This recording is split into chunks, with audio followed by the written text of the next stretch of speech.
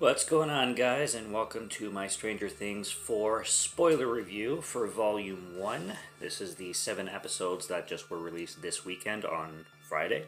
And, yeah, we're going to be going through the nitty-gritty and detailed situations and plots that Volume 1 has taken us through so far. Should I mention this right off the bat? I think Stranger Things is a great show. I think it's a fantastic show, as a matter of fact. Little overrated, yes. So I don't know how many people I lost right there. Hopefully not more than half. But not to take anything away from it, because it is popular for a reason. Like it's definitely, it hits all the nostalgia buttons. It's got its classic feel, and it's got its how can you say it?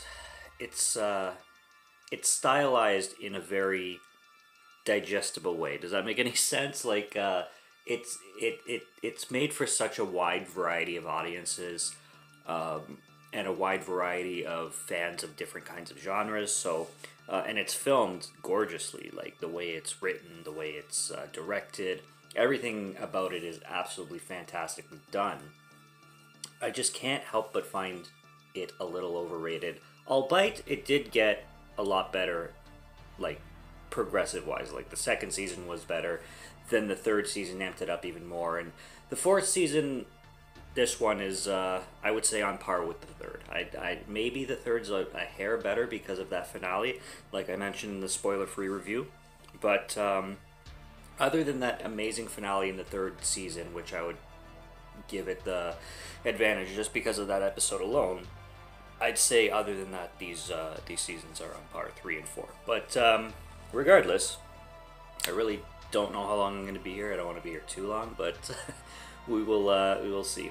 Starting with episode 1, the Hellfire Club. The Hellfire Club basically is a D&D club, and it's run by this guy named Eddie, and Eddie is a new character to the season.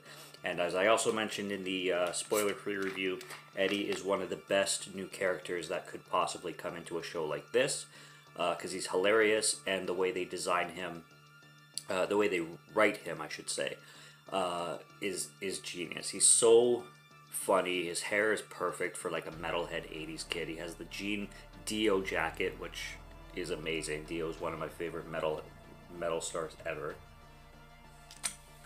And he's just awesome. He fits right into the gang, to the rest of the kids that we followed up to now. He's really good friends with Dustin, and Dustin and Mike are actually part of this Hellfire Club, this group that plays D&D. Lucas is on the basketball team now, and Lucas has made a bunch of other friends. He's really sick of being a nerd, which who can blame him? He finally has this like taste of popularity, and he doesn't want to let it go, basically.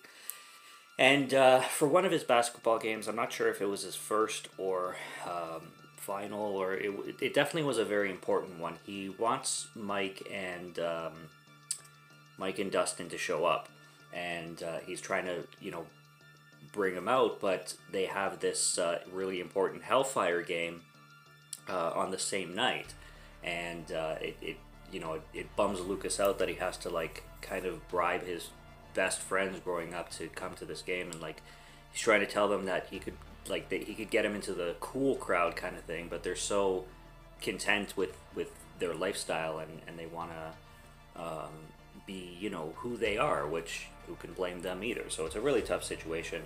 I really like his conversation too with Max, and Max in this one is so distraught because of the horrors that happened to her last season with her brother dying violently. And she's just a shell, basically. And Lucas makes this really clear to her when he stops her in the hall. And I really like the back and forth that they had during that scene, where he tells her that she seems like a ghost, and she's just so gone. And she's going to counseling and all this stuff. She's really just isolated from everybody, and she just insists that like people change, and that she changed, and it's just as simple as that. Which is sad, because lo and behold, it happens in real life all the fucking time, where you know somebody and you're like best friends, and then they just, life happens and people change. They really do. But I really like that banter back and forth between them. I love how they start off this show with Satanic Panic. I love the whole Satanic Panic thing because it was relevant in the 80s, and it was a thing where people were actually legitimately petrified of like demons and devils and devil worshippers, and like people becoming murderers because they were listening to metal and stuff like that. And this is where Eddie fits in completely, because he's a pure metalhead, and he has this club called the Hellfire Club, and everybody is literally afraid of it. And then we're introduced to this new character as well named Chrissy, and Chrissy I really thought was going to be progressing more. I thought she was going to be sticking around right to the final episode. Excuse me, but she doesn't. She gets killed in the first episode, and of course we have Eddie to blame because he was the last person with her. And I found it funny how she was having a bunch of visions of clocks and spiders and stuff like that, and she was like really tripping out all the time as if she had some severe mental illness, and she wants to buy drugs from Eddie. She wants to buy weed, and I'm like, I don't think you should be smoking. Like, are you serious? You're tripping out all the time and you want to smoke pot? Jesus Christ.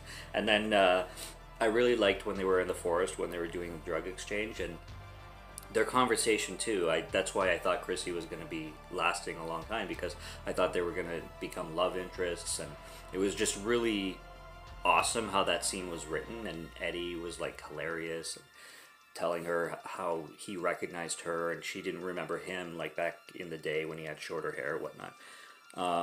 But yeah, I'm like, Chrissy, and then she asks for something stronger. I'm like, Jesus Christ, you, with everything, you're seeing clocks and you're fucking hallucinating like crazy and you want drugs. Not a good idea. Apparently this kid, whose name is Argyle, was in the last season, I think, maybe? I don't remember him though. He's the kid from the movie The Package, which was an awful film. I despised The Package completely. But he's in this show. He has the long ass hair, and I don't remember him from season 3. So if he was there, I don't remember him at all. But he is a new character along with Will and Jonathan and Ellie, or Elle, sorry, short for 11, who's also named Jane. Was she named Jane before, again, in season 3? Seasons 3 and seasons 4 took so long apart, like season 4 to follow, that I forget if she was ever called Jane. But in school she's called Jane, and I don't remember her ever being called Jane. I just remember her being called Elle or 11. There's a whole element to the first episode too that totally reminded me of the Chucky series when it comes to the blonde bitch who totally more like just totally acts like a complete cunt to Elle and mortifies her during her presentation. I thought that was horrendous.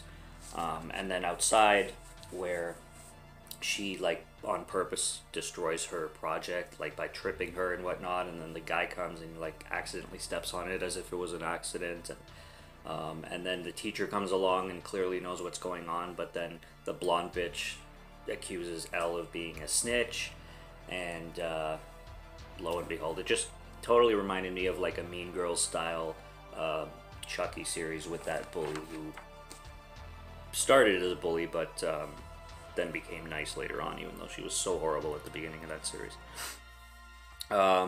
Joyce receives a package, and I like how Murray comes back too, because I always found Murray hilarious in season 3.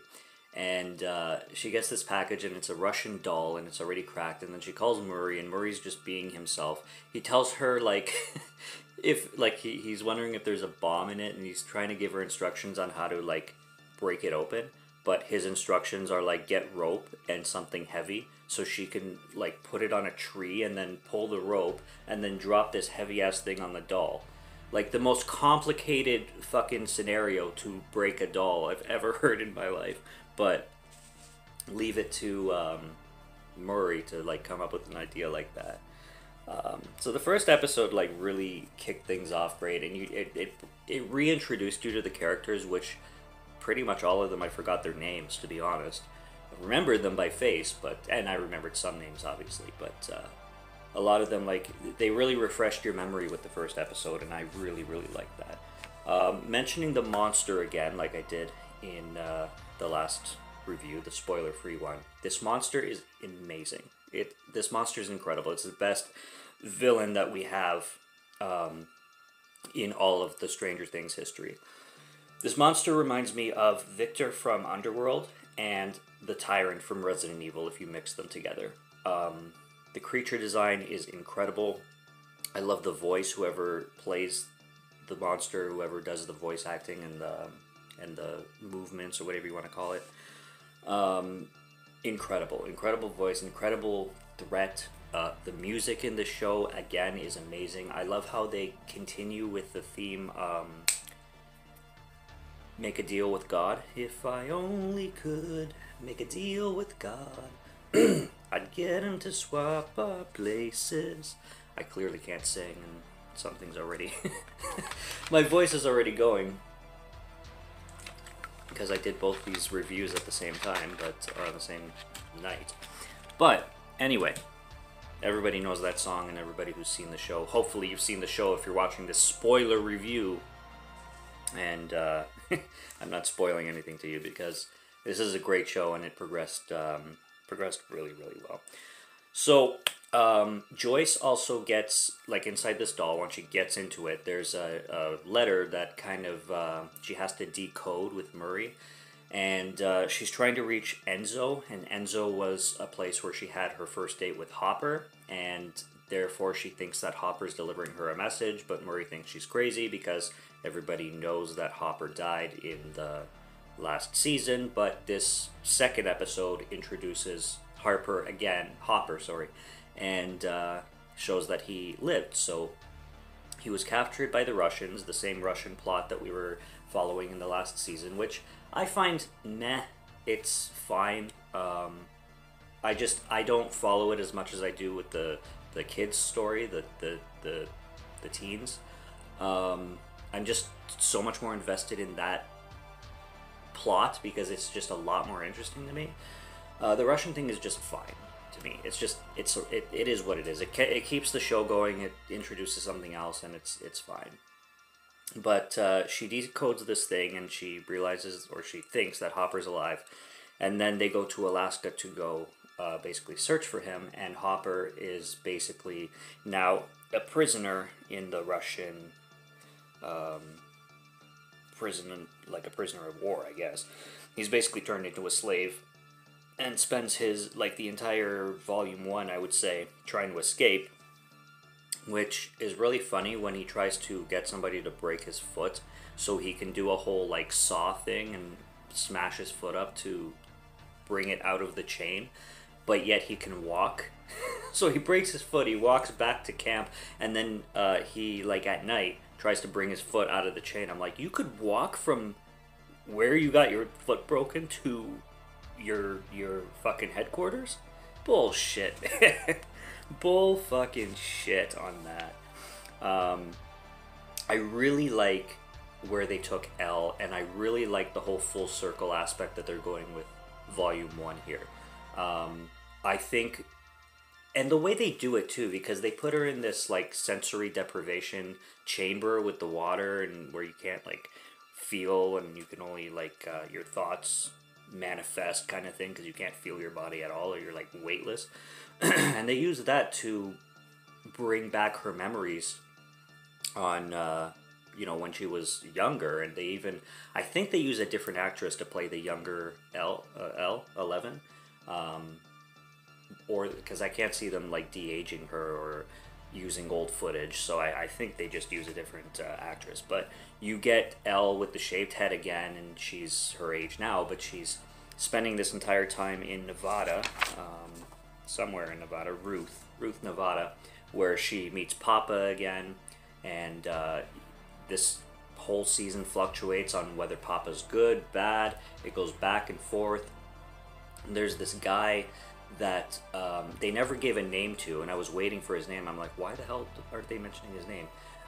In this laboratory that's always helping Eleven out and like teaching her all the games and how to survive and be as strong as she can, because she was basically taken there to gain her powers back because she had lost them. And this guy is like, you can't trust Papa, you can't you can't trust, he doesn't always tell the truth, and you start to wonder who's good and who's bad. And then when they finally reveal who this guy is in the finale, which I adored the way they surprised me on that one, where this guy is one, like 11 and 2, 3, whatever, this guy's one, and one apparently had never existed until this guy's revealed. And he turns into such a villain, and he has the same powers as she does, and that whole final battle at the end of this volume was epic and really, really, really well done. Absolutely love the introduction of the serial killer Victor Creel. What a great name, Victor Creel, which sounds like Victor Crowley, Hatchet. That's the first thing I thought of. And then you got Robert Englund. Like, come on, Robert Englund showing up for an episode. I really hope he comes back in Volume 2, because that would be cool to see him again. He's got his slit eyes. He's singing that, or humming it. He's, do, do, do, do, do, do, do. It's so creepy in his jail cell. That jail scene, too, straight out of Silence of the Lambs. That's totally inspired by Silence of the Lambs. The way those two girls, Robin and Nancy, were walking down the hall, and they stand outside his cell right at the end, just like Silence of the Lambs. It was perfect. Of course, Silence of the Lambs came out after 1986, which this show takes place in. It was 1990. But clearly they're still throwing back to all kinds of classic fare and stuff like that. And then the history of Victor Creel and how they made it out to seem like he was the murderer of a bunch of people in the 50s. And then you get to the finale and you realize that it's their son who ends up being one, who was taken in by Papa, and he was always different, and like he became a little psycho, obsessed with time and obsessed with like the pointlessness of life, I guess.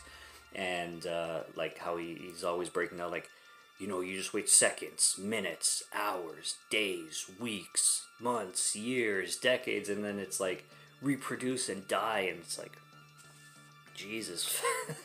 Negative much? Yeah. But yeah, it was cool. I don't know, that maybe that reveal wouldn't surprise other people. It surprised me, and I thought that they waited a good amount of time for it. I really love the scene where, again, with Murray, when they're in the plane and they want to bring it down, or he wants to fight the pilot because he knows karate, but he never actually like had an actual karate fight with somebody outside of the classroom. So that whole hilarity. I love, what's his name? What's his fucking name? The Russian dude. Yuri, is it? Yuri? I got it written down somewhere. Yuri, we'll just go with Yuri for now. Yeah, it's Yuri. His whole peanut butter thing, how peanut butter's banned in the motherland, so he buys it for $1.30 and he sells it for $20 there. I found that really funny. And like I said, I'm going to repeat it again. The whole satanic panic thing about this episode is great. I love Jason's character. Well, I hate Jason's character, but just how paranoid he is. Like, you only see, fanatic, old religious people be this scared over, like, Satan and stuff like that. Like, where it's actually a threat. But this guy's a teen, and he's so petrified, especially after the boat incident where he saw his friend Patrick go in the air and get all, split and bent apart, which I love those murders. Those murders are perfect. With Chrissy at the beginning during the trailer, you're like, what the hell's going on? And then the monster shows up, which they call Vecna, because Vecna is a character in that Dungeons and Dragons game, so they just refer to this monster as Vecna, I'm assuming, unless his actual name is Vecna and he's actually from the game, which I don't think is the case. I think they just because he looks like Vecna and kind of acts like Vecna, they just call him Vecna. That's what I'm guessing. But this again, he looks amazing. That fucking scene where Max is reading that letter to her dead brother Billy in the grave, and then she gets possessed and taken into the demon world with the clocks and the doors floating everywhere, and then Vecna shows up and they play that Deal with God song in the most like best mix ever that I've heard that song ever played, and it's gorgeous, man. It's such a great scene, and even though it's all pretty much CGI, it's still done so well. The spiders are CGI; they look great.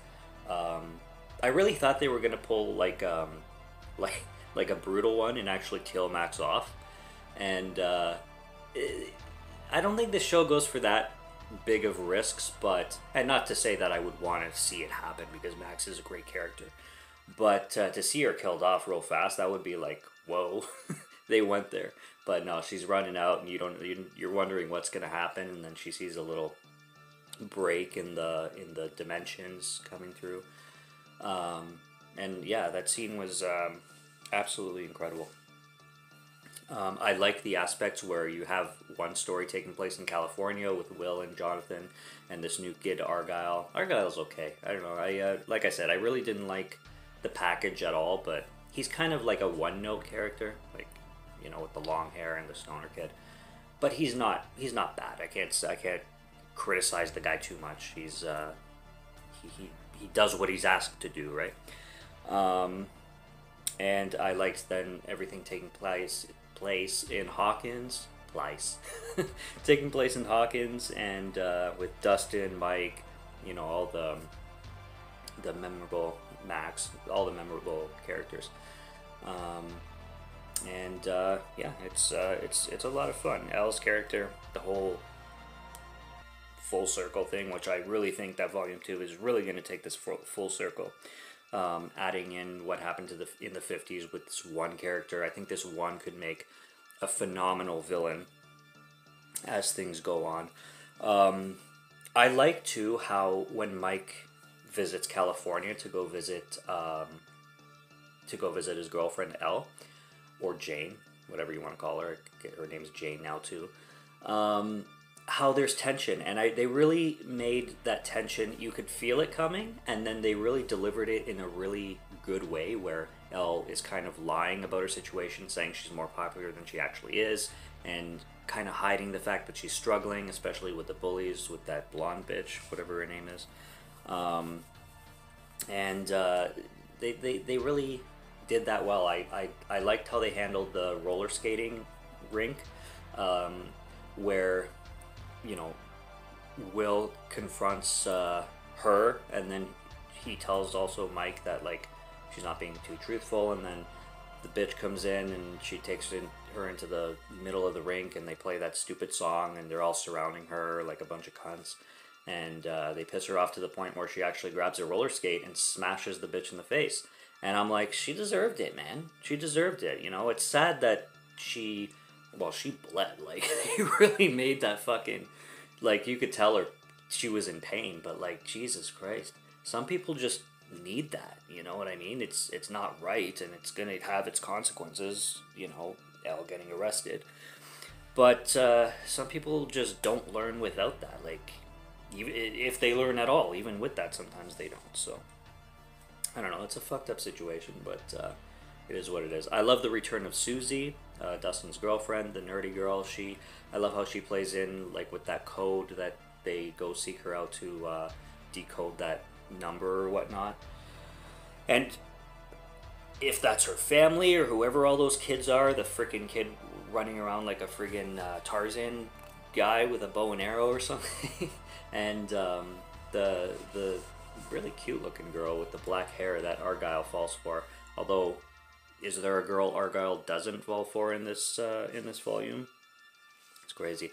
Victor Creel, forgot to mention the Michael Myers reference when Nancy is doing her reporter thing and her journalism thing and talking to that guy. And he's like, you remember that guy in the white mask from the 70s that was from the movies he used to kill people on Michael Myers? And she's like, Michael Myers? I'm like, yeah. So they reference Michael Myers in here, which is cool. And I really like how they did that. The whole scene where Will and Mike are under house arrest, and then there's that whole house siege when whoever the hell came in to, when the guy was getting pizza at the door and got shot, and then the other guy who was defending them starts going into full-on defense mode, and the way they shot that whole scene around the house with the camera movements, beautiful. I loved that house siege. Really, really well done. And I think I mentioned like everything that I liked about every character. Dustin was always one of my favorite characters, and he's full on Dustin mode here too. Back to the Russia thing. Again, the whole plot of that is just involving Hopper, played by David Harbour, trying to escape, and then he does, but then he gets captured again. And they also capture Joyce and Murray, which I do appreciate his breakdown when he says that, like, he's breaking down to the one guy and he's like, I realize that I need them more than they ever needed me. And he tells the story about his daughter dying very young again, and how he just is selfish and, like, requires so much from other people that, he gets other people hurt in the process. And I really like how he, like, really reflected on himself in that way. It made sense. It made sense for the character. I don't understand how the entire season kind of led up to a monster fight where they were, like, when they're having that final meal, it just kind of came out of nowhere. And then he's like, oh, they're trying to fatten us up for the monster that's coming out. It's like, who mentioned a monster? Did I miss something? Did they mention the monster already? How does he know all this information? How does he know that they're about to be, like, put in a ring and then have one of those monsters with the big face opening, like Resident Evil style again? A lot of these monsters seem to be inspired by the later Resident Evil games. But I'm like, how did he know that? And then the monster fight was awesome when he's trying to light the torch, but the lighter won't light, and he soaks it in vodka. Waste of vodka. You drink that vodka, especially when you're possibly going to be killed by a fucking crazy ass fast monster. At least a few chugs before you put the rest on the torch to light that shit. But I really like the way they do play with space and time and ripping that, like, the Upside Down kind of starts to play with time. Nancy being, going back in time and seeing her journal, but realizing that, like, her last entry was like 1983, so they were like 3 years in the past, and she was after her guns, but she didn't, like, get her guns yet because she's in the past, so she wasn't able to use them. I really like how when they're coming out of the Upside Down through that rope that Dustin set up, again, took me by surprise with Nancy, because she just goes into this other hell dimension and doesn't come out, and I'm like, what? Where are they going with this? And then again, you get more history with Victor Creel and this one character that was, you thought, trying to help Elle, but definitely not. I hated seeing Elle get bullied in that lab with all those douchebag kids who and then one tells her, like, oh, Papa actually wants these guys to kill you. He's playing like a chess game. The whole chess game comparison, I loved. That was really, really clever. And again, it just took you for a loop in wondering about Papa's intentions. And the actor who plays Papa's great. And I don't know, man. It really, really sets up for a good... whether this is going to be the finale, that's what I hear it's going to be, but yeah, really, really clever job with splitting the gang again, Mike being in California with everybody else, Elle kind of going her own way too, because and that fight too. I forgot to mention the fight between Elle and Mike after the rollerblading situation when she smacked the bitch in the face. I wrote her name down, but I'm really not gonna be able to remember it. It's Angela. I think it's Angela, the blonde girl, the bully. Anyways, after the roller skating incident, when Elle goes crazy and smacks the chick in the face and makes her literally bleed, like she looked in pain for sure. He's all weirded out, and then they're having dinner, and it gets awkward when Murray makes the risotto. Love risotto, by the way. And then Elle storms off, and their exchange, it's like she's realizing that she never got rid of that monsterness in her, and she's still that abnormal, not human, not normal kid girl. Like she's so insecure in it. And then she mentions how Mike never like mentioned that he loves her in letters or anything like that.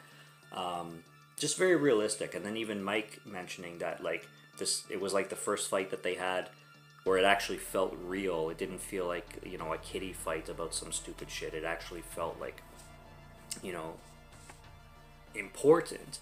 And then that's when she goes off and she just leaves him a letter, and he has to consult with like Will and stuff, and try to like understand and reason with the whole thing. So I liked how they the way they made dilemmas and stuff like that through the main characters. I really like.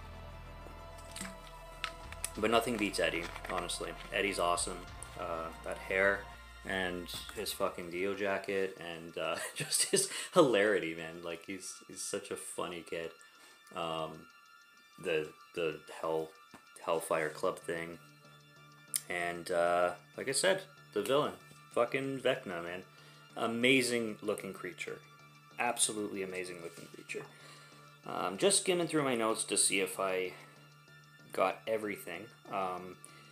I thought that the counselor who was pushing pills on Max was gonna be like part of the villain. I thought that because when Max was kind of flashbacking on her popping the pills all the time, and then she realized that she was probably gonna be next within the 24 hours to be like broken apart and ripped apart and stuff like that.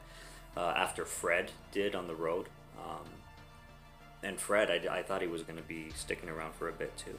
But guess not. But then she gets all worried and starts writing those letters and stuff like that. Really, really, you know, anxiety-driven moment, you could say. The Nina project was cool. I hope we get like more information on it, because I would like to know more about the Nina project, to be honest. And Jason, like his whole paranoia on Satanic Panic. He's a really well-spoken guy, that's the thing, and he's very convincing to his audience, but like I guess watching today, maybe in the 80s I would feel totally different if I was my age in the 80s, but probably not, because I've always liked metal, and it's always been ridiculous when people think like violent video games or heavy metal music and stuff like that relates to like actual legitimate violence. It always just weirded me out. I mean, I've recently discovered more about Satanic Panic and stuff like that. So, like I've read more into it, so I've heard about it more, I guess. But it was a real thing. It was a real actual thing. So, great volume to start off this half of two halves, I guess, of Stranger Things, and I still have to give just that little bit of preference to the third, just because of that last episode. That last episode, the finale of season 3, was so perfect that season 3 wins. But this one, I'm telling you, if you liked Stranger Things up to now, there's no reason why you're not going to like this season. This season is really, really, really fucking good to start, and the way it's going already. And I really want to see where they take Elle's plot, especially going forward, and her dilemma with one. So that's what I got for my spoiler review. We're going over half an hour, so I'm going to stop it here. Subscribe to Morgan Film Fan if you like to listen to my voice, or if you like my film reviews. I'll be back with more soon, so subscribe if you're interested, and stay tuned. Until next one, have a good one. Take care and cheers.